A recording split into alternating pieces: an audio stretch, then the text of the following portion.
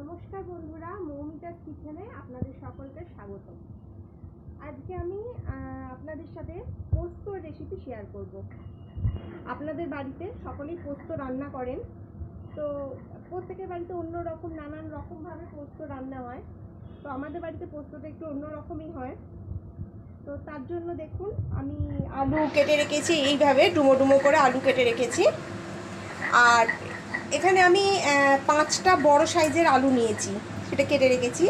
5টা আলুর জন্য আমাকে 4 টেবিল স্পুন পোস্ত নিয়েছি। এর সাথে আমি প্রায় 5টা-6টা কাঁচা লঙ্কা বেটে নিয়েছি। আর আমার লাগছে একটু লঙ্কার গুঁড়ো, পরিমাণ মতো লবণ, সামান্য হলুদ আর সর্ষের তেল। তাহলে চলুন রেসিপিটা শুরু করা যাক। আমি কড়া বসিয়ে দিয়েছি, কড়া গরম হয়ে গেছে। এবার আমি তেল দিয়ে দেবো। এই পোস্তটাতে কিন্তু তেলটা একটু বেশি পরিমাণে লাগে। দেখুন, এই তেলটা আমি এই পরিমাণে দিলাম। আপনারা দেখেই বুঝতে পারছেন যে আমার কতটা তেল লেগেছে। তো কড়াটা আমি আগে থেকেই বসিয়ে দিয়েছিলাম, যাতে কড়াটা গরম হয়ে যায়, তাই তেলটা হতে আমার সুবিধা হবে, তাড়াতাড়ি হয়ে যাবে। দেখুন, তেল আমার গরম হয়ে গেছে। তেল গরম হয়ে গেছে।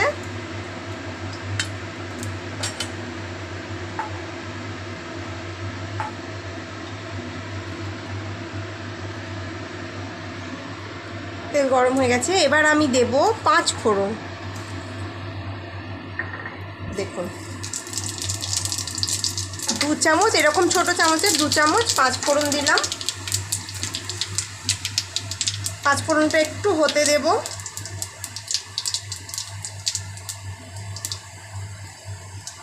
5 ফোড়নটা দিয়ে গন্ধ বেরিয়ে গেছে। এবার আমি আলুগুলো তেলের মধ্যে দিয়ে দেব।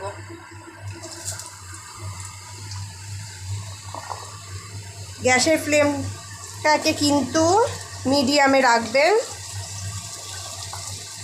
দেখুন, আলুগুলো আমি দিয়ে দিলাম।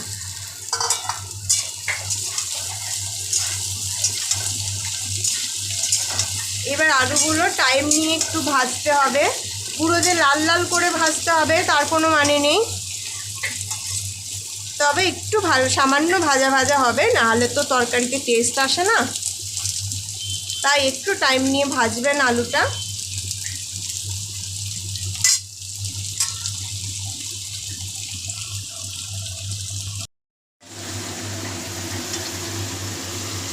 তো বন্ধুরা দেখুন, আমার আলু ভাজা হয়ে গেছে। দেখুন, আলুটা ঠিক এই রকমভাবে ভাজবেন, এর থেকে বেশি লাল করার কোনো প্রয়োজন নেই। তো গ্যাসটা কমিয়ে দেবেন।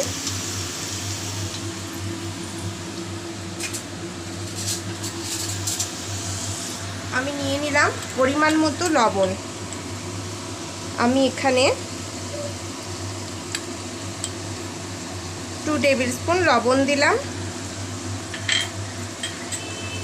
দিলাম সামান্য হলুদ, এই চামচের 1 চামচ হলুদ, 1 চামচ হলুদ দিলাম। আর দেব লঙ্কার গুঁড়ো 2 টেবিল স্পুন।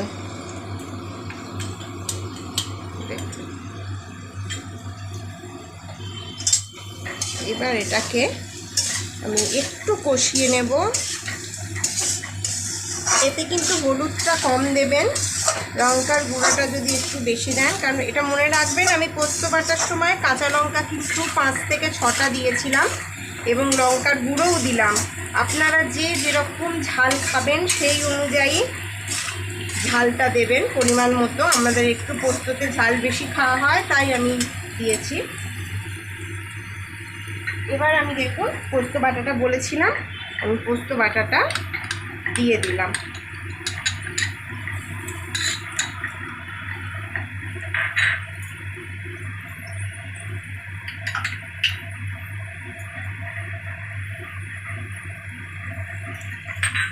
পোস্ত বাটাটা দিয়ে আমি একটু নেড়ে নেব।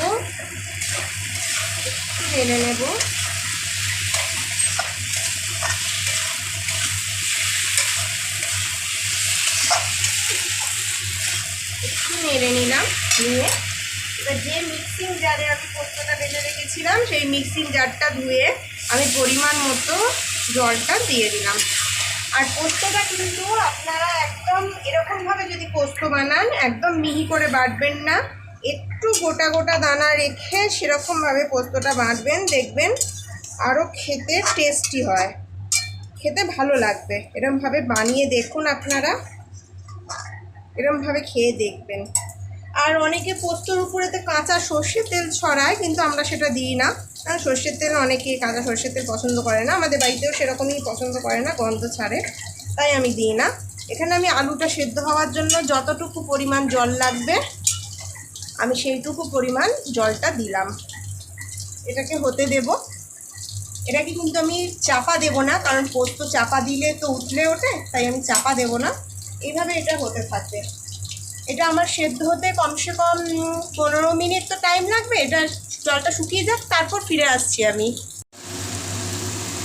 দেখো বন্ধুরা, আমি এটা জল দিয়ে চাপা তো দিইনি, তা আলুটা সেদ্ধ হতে আমার কমসে কম 10 মিনিট তো টাইম লাগলো। 10 মিনিট পরে দেখো জলটা টেনে গেছে, তো ভাজা ভাজা এবার করে নেব। জলটা পুরোই শুকিয়ে গেছে, কড়াইয়ের গায়ে লেগে যাচ্ছে, আর কিছু কিন্তু এতে পড়বে না। তো এবার এটাকে আমি পুরোই ভাজা ভাজা করে নেব। দেখো তলায় লেগে লেগে যাবে, তখন আমি উল্টাবো। একটু টাইম নিয়ে হতে দিতে হবে, তলায় লেগে যাবে তখন এক দিকটা উল্টে দিতে হবে।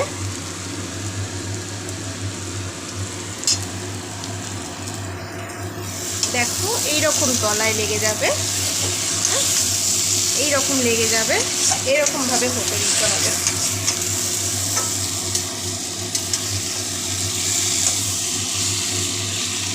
দেখো আমার আলু সেদ্ধ হয়ে গেছে। একটা আলু আমি দেখিয়ে দিই তোমাদের। এই যে দেখো আলু পুরো সেদ্ধ হয়ে গেছে, এই যে আলু সেদ্ধ হয়ে গেছে। আলুগুলো যেন একদম ঘেঁটে না যায়, গোটা গোটা থাকে, সেই রকম অনুযায়ী কিন্তু তোমরা জল দেবে। আর আমার মনে হয় আমি যেটা করি, জল দিয়ে গ্যাস কমিয়ে রাখবেন না, জল দিয়ে কিন্তু গ্যাসটা একটু মিডিয়াম করে রাখলে তাহলে আলুটা সেদ্ধ হয়ে যাবে। আর আমি যেহেতু জ্যোতি আলু ব্যবহার করি, তো সেদ্ধ হতে একটু টাইম লাগে, তো এই পোস্ত হতে একটু বেশি টাইম লাগে না। আর চন্দ্রমুখী আলু দিয়ে পোস্ত করলে তো পুরো ঘেটেই যেত, এরকম জলটা বেশি লাগে না, সে তো ভাজতে ভাজতেই হয়ে যায়। আমাদের চন্দ্রমুখী আলু না, আমি জ্যোতি আলুই ব্যবহার করছি এখানে। দেখুন এরকম ভাজা ভাজা হবে। আর যে আওয়াজটা হচ্ছে, আওয়াজটা শুনতে পাচ্ছেন, ওটা চিমনি চলছে, চিমনির আওয়াজ।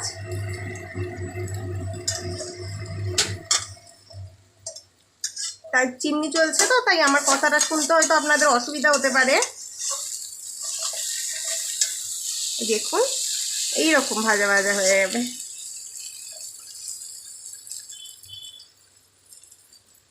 কোন পাশে আমার ভাত হচ্ছে, ভাতটা ফুটে এসেছে।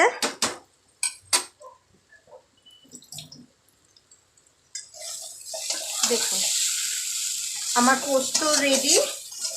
এবার আমি এটা পাত্রে ঢেলে নেব। এই রান্নাটা আপনারা করে দেখবেন, ট্রাই করবেন, অবশ্যই অবশ্যই চেষ্টা করবেন এরমভাবে করার। খেয়ে দেখুন, আপনাদেরও ভালো লাগবে। গরম ভাত দিয়ে তো দারুণ লাগে। এর সাথে যদি একটু কড়াইয়ের ডাল, মানে অনেকে বিউলির ডালও বলে, সেটা করলে তো আরোই জমে যাবে। আর এই গরমের সময় এইসবই একটু হালকা ফুলকা রান্না খেতে ভালোই লাগে। গরমের সময় কড়াইয়ের ডাল পোস্ত হলে তো কোনো কথাই নেই। তো বন্ধুরা এরকম ট্রাই করো তোমরাও, করে আমাকে অবশ্যই কমেন্ট করে জানিও তোমাদের কেমন লাগলো আমার এই রান্নাটা। এবং যদি রান্নাটা বাড়িতে তোমরা করে থাকো তাহলে সেটাও আমাকে জানিও কেমন লেগেছে। ভিডিওটা ভালো লাগলে অবশ্যই লাইক করবেন এবং সাবস্ক্রাইব করে দেবেন। দেখুন আমার রান্নাটা কমপ্লিট হয়ে গেছে। এবার আমি রান্নাটা নামিয়ে নেব। দেখুন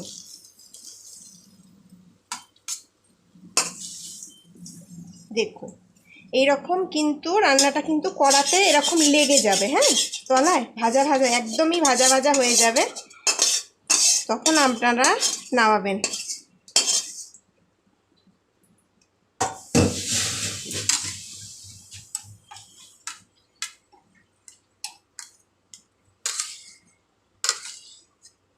আমি একদম আমাদের ঘরে যেরকম রান্না হয়, আমি এত গার্নিশিং কিছু করছি না, পোস্ততে গার্নিশিং করার কিছু নেই, আমি তো কোনো প্রফেশনাল রাঁধুনি নই, তাই আমি এমনি নর্মাল আপনাদের দেখালাম। আপনারাও বাড়িতে এরকমই স্টিলের থালা বাসনের জিনিসপত্র রাখেন খাবার দাবার, তাই আমিও রাখলাম। দেখুন, ভালো লাগলে অবশ্যই সাবস্ক্রাইব করবেন। ধন্যবাদ।